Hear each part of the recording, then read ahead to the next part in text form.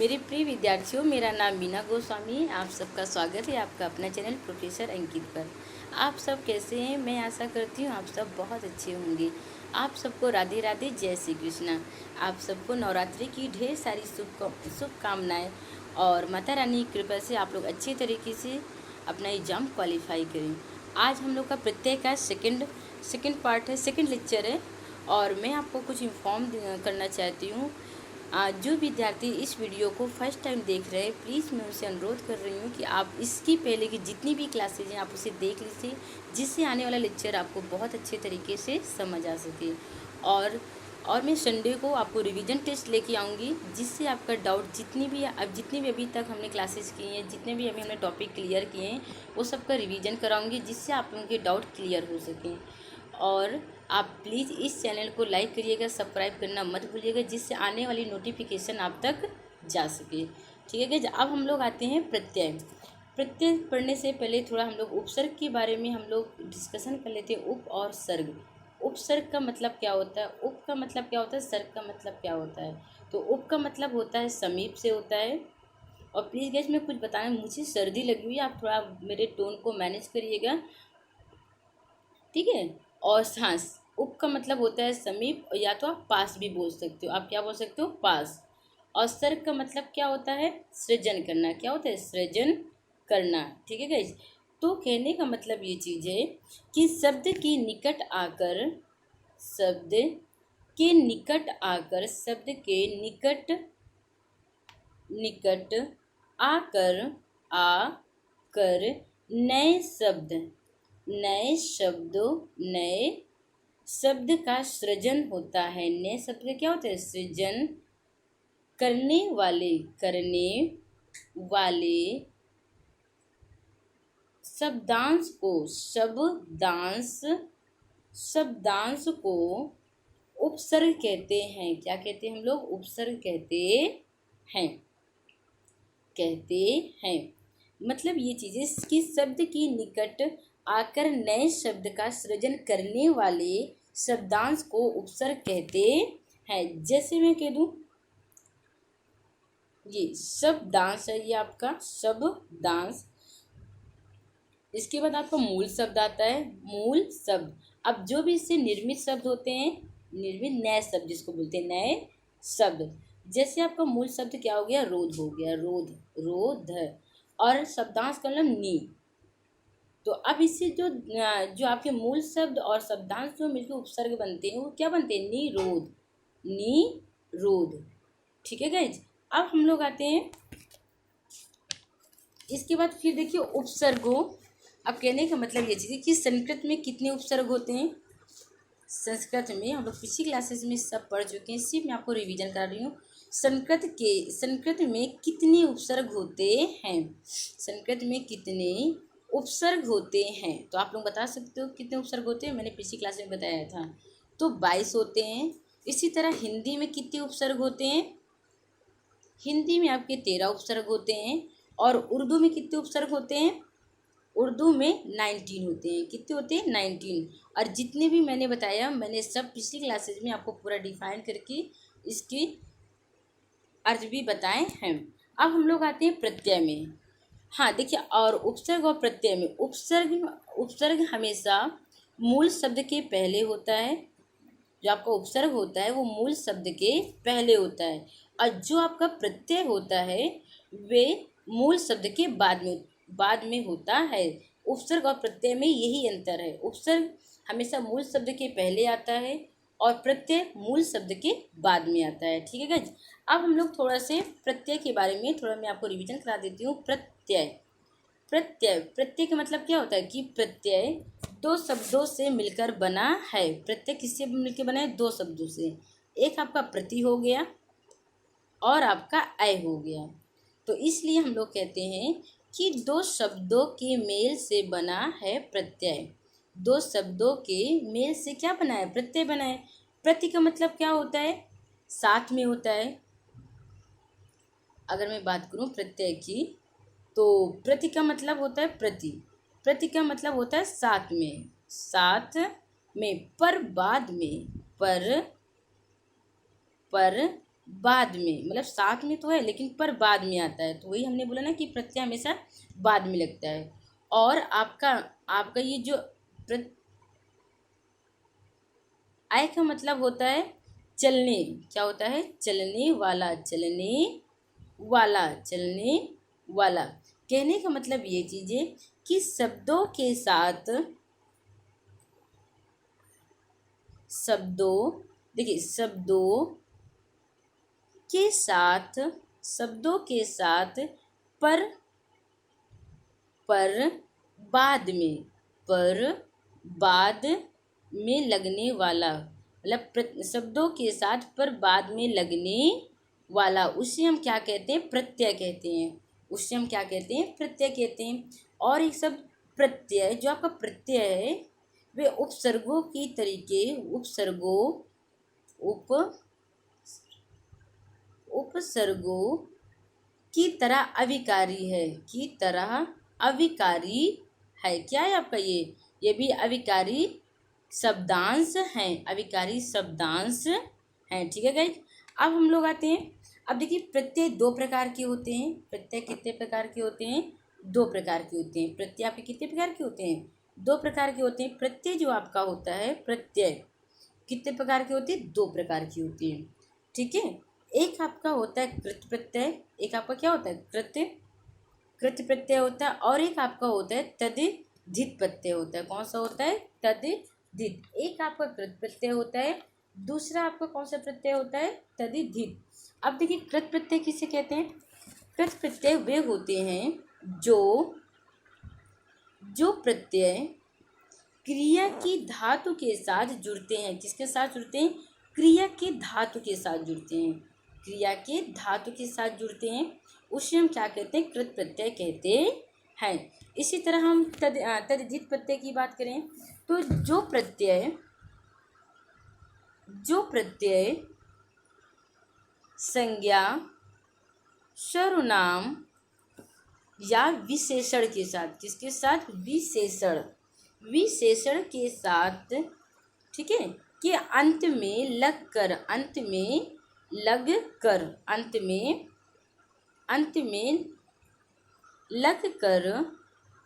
नए शब्द बनाते हैं। कौन से शब्द बनाते हैं, नए शब्द बनाते हैं, नए शब्द बनाते हैं या उनकी रचना करते हैं, तो उन्हें हम क्या कहते हैं, तद्धित प्रत्यय कहते हैं। अब हम लोग आते हैं, ठीक है, अब हम लोग आते हैं थोड़ा हिंदी के प्रत्यय की बात कर लेते हैं, फिर संस्कृत की प्रत्यय हम लोग पढ़ते हैं। अब देखिए हिंदी के प्रत्यय कौन कौन से होते हैं। अगर हिंदी की प्रत्यय की मैं बात करूँ, हिंदी का प्रत्यय कौन कौन से होता है बताइए आप लोग, क्योंकि हम लोग पिछली क्लासेज में पढ़ चुके हैं। अब देखिए ये आपका हिंदी का प्रत्यय आका हो गया, आका के बाद आपका आई आता है, आई के बाद आपा आता है, आपा के बाद आपका आस आता है, आस के बाद आपका आकू आता है, आकू, आना के बाद आपका आता है, आना के बाद आनी आता है, आनी के बाद आपका क्या आता है, आनी के बाद आपका आता है ईया आता है। ये आपके कौन से प्रत्यय हैं, हिंदी के प्रत्यय हैं। ईया के बाद आपका आन आता है, आन के बाद ई आता है, ई के बाद ईला आता है, ठीक है, इली आता है और इला आता है, इला भी होता है, ठीक है। फिर एरा होता है, नी होता है, पन होता है, अक्कड़ होती है, क्या होती है, अक्कड़, ठीक है, आकड़, आहट होती है। ये सब हिंदी के प्रत्यय हैं आपके। ता होता है और औ होता है, ठीक है। इसके बाद आवना होता है, क्या होता है, ना। ये आपके हिंदी के प्रत्यय हो गए। और इससे जितने भी निर्मित शब्द हैं सब मैं पिछली क्लासेस में आप लोगों को करा चुकी हूँ। आप प्लीज़ आप पिछली क्लासेस देख लीजिएगा, जिससे आपको अच्छे तरीके से प्रत्यय समझ में आ सकेगा। अब हम लोग आते हैं संस्कृत के प्रत्यय की बात करते हैं। किसकी बात करते हैं, संस्कृत की प्रत्यय की बात करते हैं। संस्कृत के प्रत्यय कौन कौन से होते हैं, आपका अन हो गया, आना हो गया, आ हो गया, इमा हो गया, त्वय हो गया, अक हो गया, इका हो गया, ई हो गया, आनी हो गया, नी हो गया, त्वय हो गया, इक हो गया, इत हो गया, ई हो गया, इन हो गया, तम हो गया, मैं हो गया, मान हो गया, वान हो गया, वत हो गया, पूर्वक हो गया, सा हो गया। ये सब आपके संस्कृत के प्रत्यय होते हैं। अब देखिए संस्कृत के प्रत्यय से बने हुए शब्द कौन कौन से होते हैं। अगर अब जो इसके मूल शब्द होते हैं, अब देखिए मूल शब्द के बाद प्रत्यय आते हैं। उपसर्ग में क्या होता है, उपसर्ग में मूल शब्द के पहले शब्दांश आते हैं। ठीक है, तो मूल शब्द के पहले क्या आते, शब्दांश आते हैं। किसमें, उपसर्ग की हम बात कर रहे हैं। हमेशा उपसर्ग में मूल शब्द के पहले होता है और प्रत्यय में मूल शब्द के बाद होता है। अब हम लोग आते हैं मूल शब्द के बाद। देखिए गम क्या है, आपका मूल शब्द है। अन क्या है, प्रत्यय है। इससे मिलकर शब्द क्या बन गया, गमन। इसी तरह आपका घट दिया है, अना दिया है। ठीक है, जो इससे निर्मित शब्द क्या बन गया, घटना, घटना। इसी तरह आपका पूज दिया है और आ दिया। आ क्या आपका प्रत्यय है। इससे जो निर्मित शब्द होता है पूजा, पूजा, पूजा किसी का नाम भी होता है पूजा, जैसे भगवान की पूजा करिए। ठीक है, अब जैसे गरम, ये आपका क्या है, गरम। और इमाम, जब गरम में जब ईमा जुड़ा तो क्या क्या बन गया, गरिमा। गरी, देखो गरी ई माँ, गरिमा।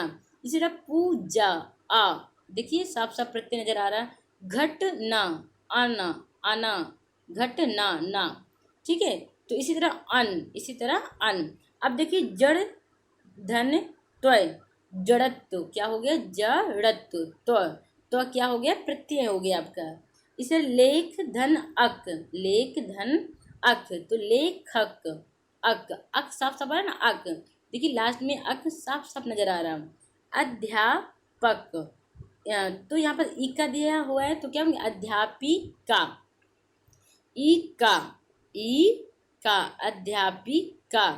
ठीक है, तो ये आपका क्या हो गया, प्रत्यय हो गया। इसी तरह इसी तरह हम लोग फल की बात करें। फल धन इत, तो फलित क्या हो गया, फलित, इत, इत। देखिए साफ साफ नजर आ रहा है। इसी तरह छत्र धन ई, तो छतरी, छतरी, ई साफ साफ नजर आ रहा।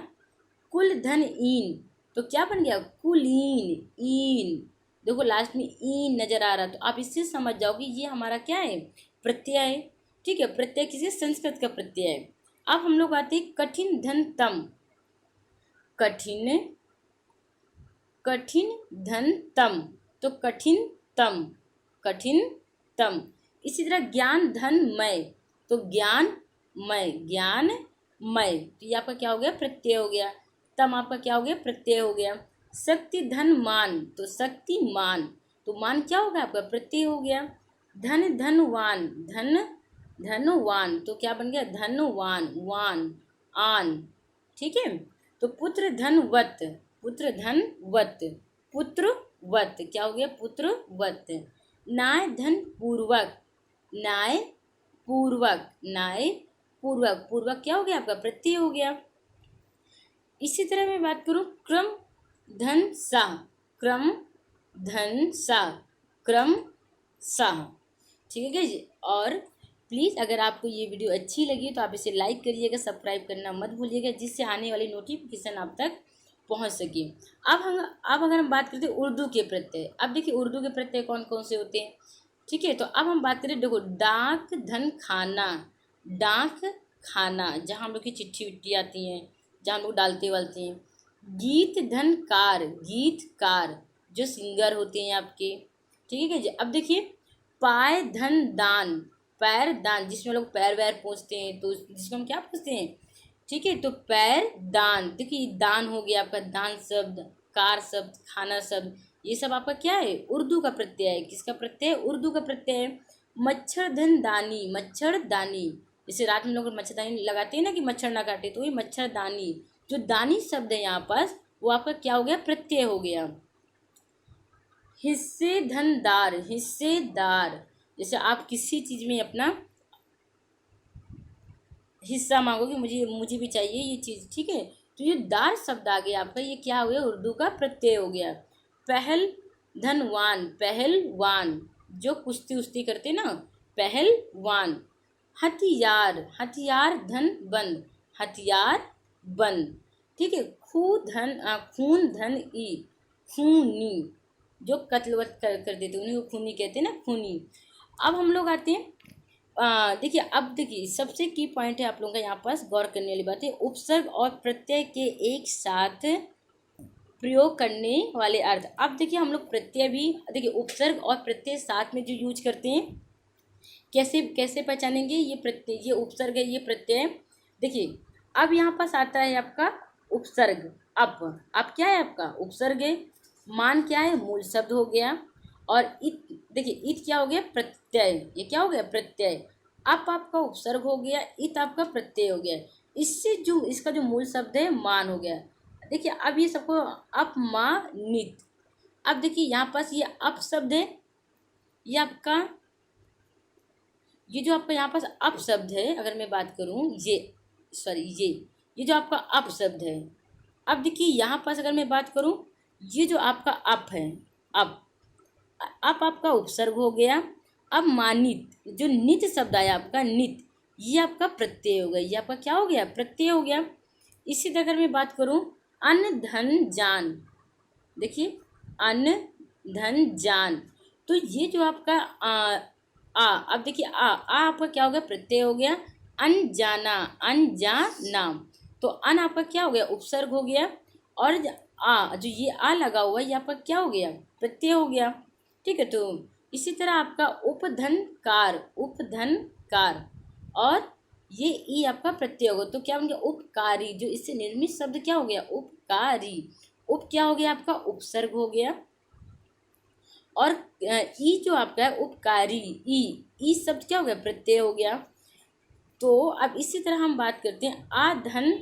अब देखिए यहाँ पास आ धन समाज, धन इक, अब ये आपका उपसर्ग हो गया, और जिक सामाजिक, इक आपका क्या हो गया प्रत्यय हो गया। ठीक है, अब हम लोग आते हैं परिधन पूर्ण, परिधन, परिधन। अब देखिए परि आपका क्या हो गया उपसर्ग हो गया, पूर्ण क्या हो गया आपका मूल शब्द हो गया, ता क्या हो गया आपका प्रत्यय हो गया, तो इससे जो मिलकर शब्द बन गया परिपूर्णता, परिपूर्णता, ये आपका उपसर्ग हो गया, ये पूर्ण और ता ये आपका क्या हो गया प्रत्यय हो गया। ठीक है गाइस, तो ये आपके उपसर्ग और प्रत्यय की जो एक साथ हम लोग बनाते हैं उपसर्ग और प्रत्यय, तो ये आपके निर्मित शब्द आपके हमने बता दिए। और ये आपका मोस्ट इंपॉर्टेंट, जैसे अपमानित ये कौन सा है, तो उपसर्ग और प्रत्यय दोनों एक साथ आएंगे तो उपसर्ग और प्रत्यय है। अनजाना ये भी उपसर्ग और प्रत्यय के साथ बने हुए हैं। उपकारी ये भी उपसर्ग और प्रत्यय के साथ में बने हुए हैं। तो इसी तरह अब हम लोग आते हैं दो प्रत्यय। अब देखिए दो प्रत्यय जो एक साथ यूज होते हैं, दो प्रत्यय जो एक साथ यूज होते हैं।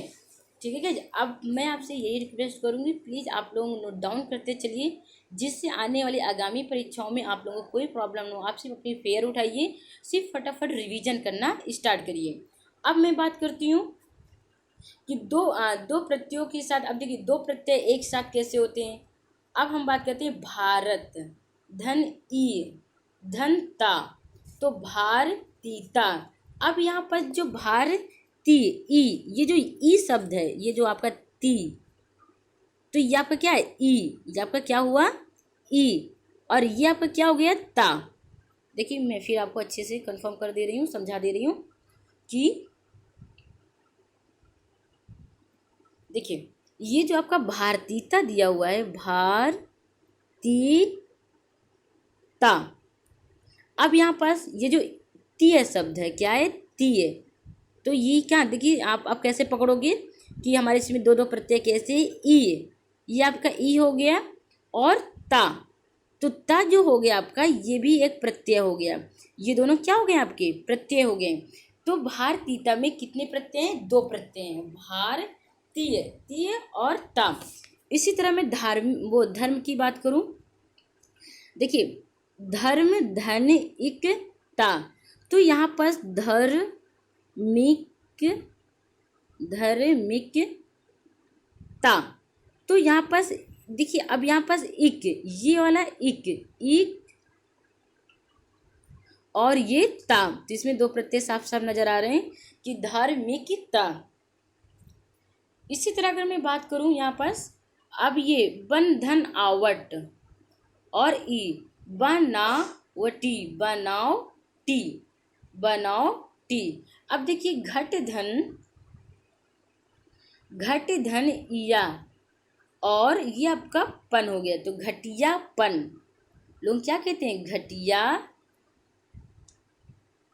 घटियापन। ठीक है, लोग बोलते हैं ना घटियापन, लोग ऐसे ही तो यूज करते हैं ना, घटियापन, घटिया, घटिया, घटियापन। तो यहाँ पर तो ई शब्द है, घटिया, ई, और धन, पन। तो ये क्या होगी? इसमें दो उपसर्ग आ गए, वो दो प्रत्यय आ गए, तो इसीलिए ये आपको घटियापन। ठीक है, अब अभी तक मैंने जितने भी आपको उपसर्ग और प्रत्यय मैंने जितने भी पढ़ाया हो, तो आप वो सब रिवीजन कर लीजिएगा। मैं संडे आप लोगों के लिए लेके आऊँगी, जिससे मैं रिवीजन कराऊंगी जितनी भी अभी तक मैंने क्लासेस कराई हैं। भाषा है आपका और व्याकरण है, ये उपसर्ग आप लोगों का मैंने क्लियर कर दिया है। अब मैं रिवीजन करा दूंगी, प्रैक्टिस करा दूंगी, जिससे आप लोगों के डाउट क्लियर हो जाएंगे।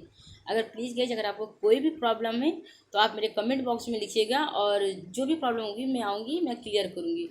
ठीक है गाइज, अब प्लीज़ इस को लाइक करिएगा, सब्सक्राइब करना मत भूलिएगा। ओके, धन्यवाद।